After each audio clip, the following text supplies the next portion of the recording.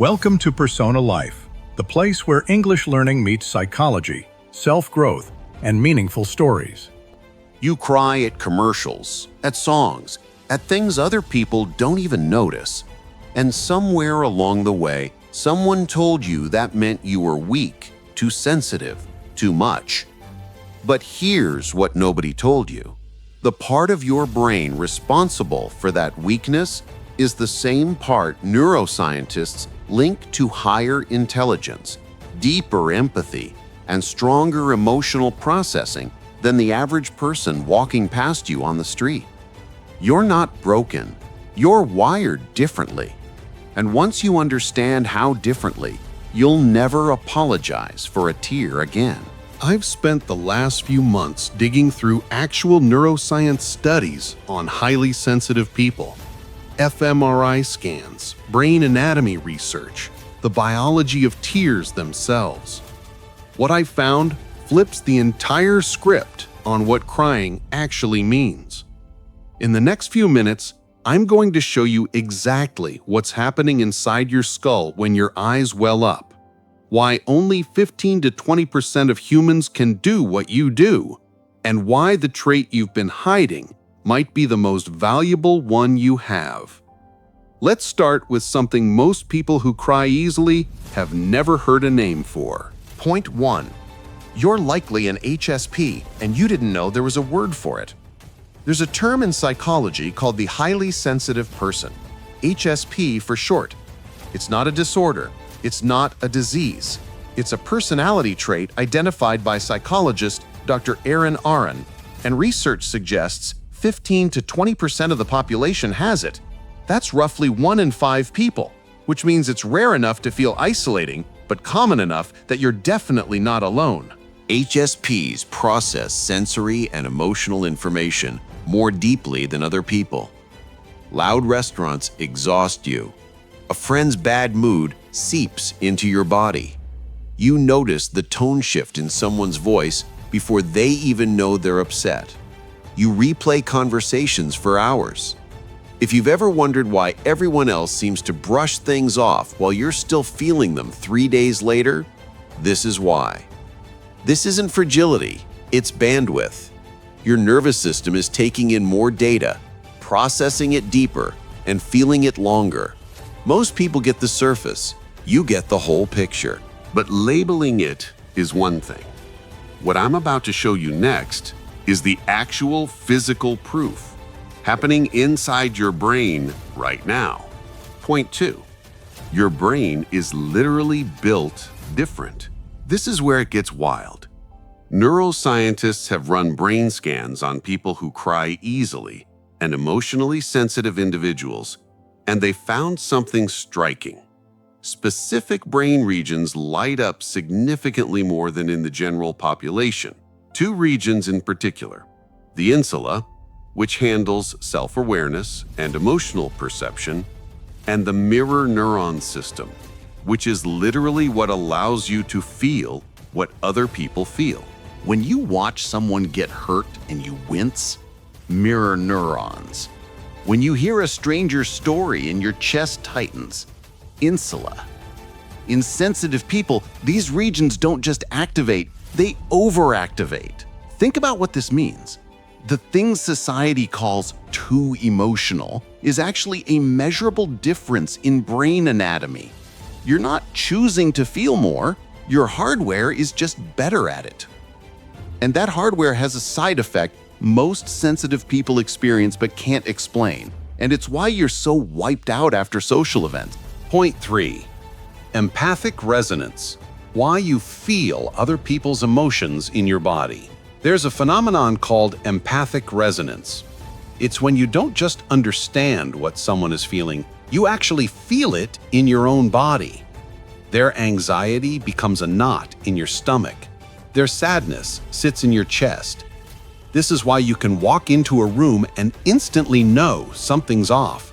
Why you feel drained after a coffee with a depressed friend. Why crowds, parties, and emotionally charged spaces leave you needing 2 days alone to recover. You're not being dramatic. You're literally absorbing emotional data from every person around you, and your nervous system has to process all of it. Most people have a lull between themselves and others. You have a window. That's beautiful and exhausting. Knowing this lets you stop blaming yourself for needing solitude. It's not antisocial, it's recovery. Speaking of recovery, the act of crying itself, that's not weakness. That's your brain running maintenance. Here's the science. Point 4. Tears are a biological reset button. Crying isn't an emotional collapse. It's a biological function, one of the most efficient stress regulation tools your body has. Studies have found that emotional tears actually contain stress hormones, including cortisol. When you cry, your body is literally flushing chemical stress out of you. It's why you feel that strange calm, that lightness after a good cry. You didn't just release emotion, you released chemistry. The physical act activates your parasympathetic nervous system, the rest and recover mode. Your heart rate slows, your breathing deepens, your body resets. People who suppress tears are holding chemical stress inside their body. People who cry easily, they're running a built-in cleansing system most adults have trained themselves out of. You haven't lost the ability. That's a feature, not a bug. And once you stop seeing tears as the problem, you start to see what sensitivity actually unlocks. And this is where it stops being about crying at all. Point 5. The hidden strengths nobody credits you for. Here's what almost nobody connects to sensitivity. It's directly tied to skills people pay thousands to develop. Heightened emotional intelligence. You read rooms others can't. Deep listening. You hear what people aren't saying. Compassion that builds trust. People open up to you in ways they don't open up to others. Strong intuition. Creative depth. The ability to make people feel genuinely seen. These aren't soft skills. In leadership, therapy, art, writing, design, parenting, relationships, these are the skills that change lives. The world rewards loud, but it's run by people who notice. Sensitivity isn't a tax on your life. It's a gift the world hasn't taught you how to package yet. Which leads to the final reframe, and this is the one I want you to actually take with you. Point 6. Emotional courage is harder than numbness. We live in a culture that confuses numbness with strength. People who don't react are called strong. People who feel deeply are called weak. But think about it honestly. It's easy to shut down, to suppress, to pretend you don't care. Anyone can go numb, staying open in a world that hurts, continuing to feel after being hurt, letting yourself cry when everyone around you is performing toughness. That takes something most people don't have. That's not weakness, that's emotional courage. And it's one of the rarest forms of strength on earth. So let's bring it home. You're not too sensitive. You're likely a highly sensitive person, part of the 15 to 20% whose brains are physically wired to process emotion deeper. Your insula and mirror neurons fire stronger than average. Your tears literally flush stress hormones out of your body. And what feels like a flaw is actually tied to emotional intelligence, deep empathy, and the kind of presence people gravitate toward.